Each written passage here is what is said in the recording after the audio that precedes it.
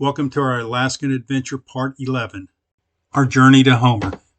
In this part, we'll see some absolutely gorgeous scenery, hike in the Russian River area, visit the Homer area, hike in Kachemak Bay State Park, and enjoy some fishing on Homer Spit. After a trip to the lower 48 and a week-long recovery from COVID, we made our way to Homer. Along the way, we stopped at the Russian River. So this is the Kenai Falls Trail. It's 2.3 miles one way from where we started. It's a pretty well-developed trail, pretty popular with everybody. We just passed some people that said that there's a mother and a couple cubs up there feasting on fish at the falls, so hopefully they'll be there when we get there in about 15 minutes. The trail goes through some really lush forest with lots of ferns and trees. Well, we reached the falls and they have this beautiful platform that overlooks the falls. Here's the view from the other direction.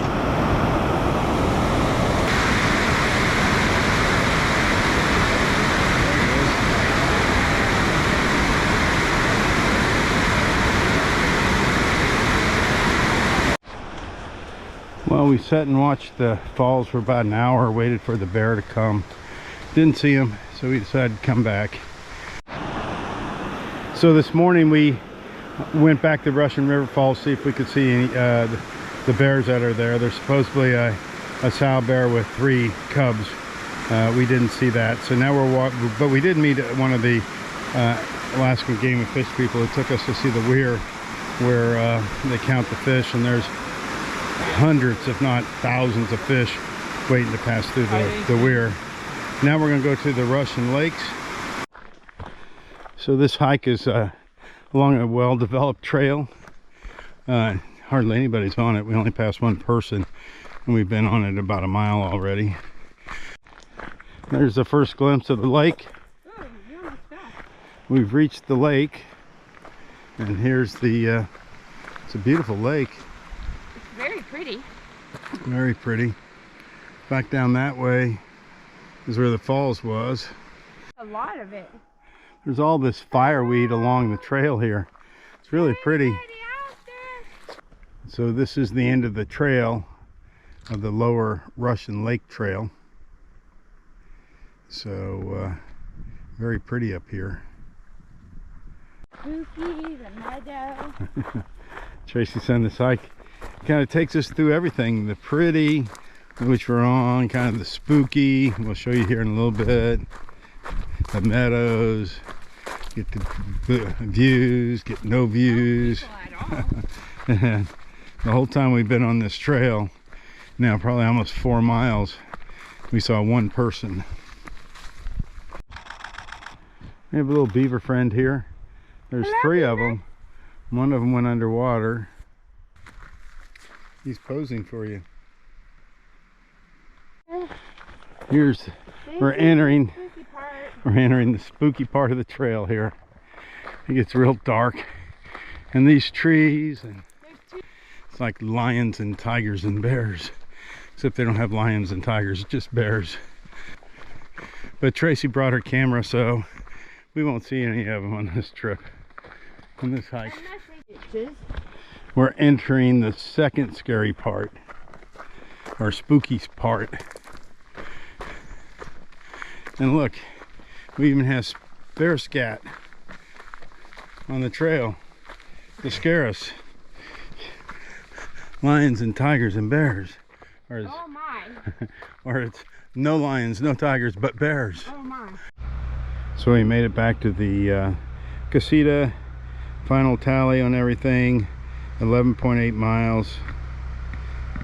We had about 850 feet of ascent and about an equal amount of descent. So we stopped at a old Russian Orthodox church. It's called Transfiguration of Our Lord Church. It's in a town called Ninilchik. It's one of the oldest churches in all of Alaska, and it has such a beautiful picturesque view. That is the Cook Inlet over there. So we're in Homer, Alaska, and we're going to go into the Alaska National Wildlife Refuge Visitor Center. Well, this was a bust because the visitor center is closed due to COVID employee shortages. So since the visitor center is closed, we're taking a walk. It's called Bishop's Beach. Beautiful mountain backdrop. The tide's going out. Of course, Tracy walked over and got her feet wet. She can't go to a beach without getting wet. The average distance or differences in the tides between high and low here are about 18 feet. So as you can see, way back up there is kind of the height of the tides. Well, there goes our boat. We took that water taxi over to a place called Glacier Point, where we're going to do a hike. We have to go sign in. Every place has a bear storage locker. We don't have any food, so we won't need to go use it. The foliage is unbelievably thick, and here's a little clearing. So Glacier Lake is where we're heading to, and then we're going to get picked up at Saddle Point, so we need to go on Saddle Trail that way too. But right now we're going to step off and go on this Gerwing tram. The river's right ahead. The tram's off to our right. The sign says, if tram is not working or damaged, do not attempt to cross the river. Glacial waters swift, cold, and will kill. It's a two-person tram, but she wanted to go by herself and then wanted me to go by myself.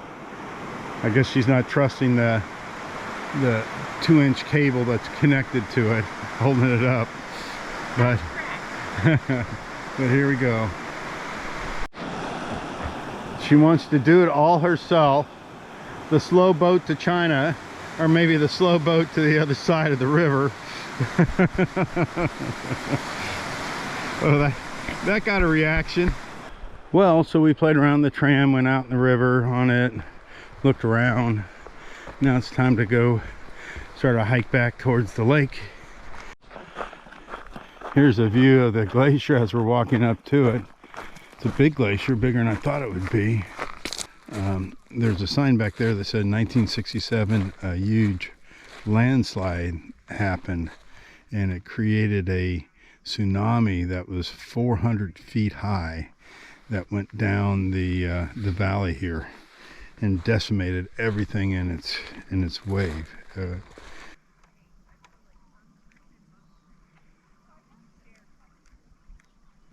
Just a slightly different view, a lot more ice on this side. You could just pick out all kinds of different Shapes of the ice.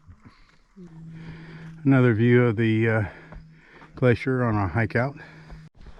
So we just crossed over into another watershed, and we have about half a mile to where the boat's going to pick us up. But what a pretty view.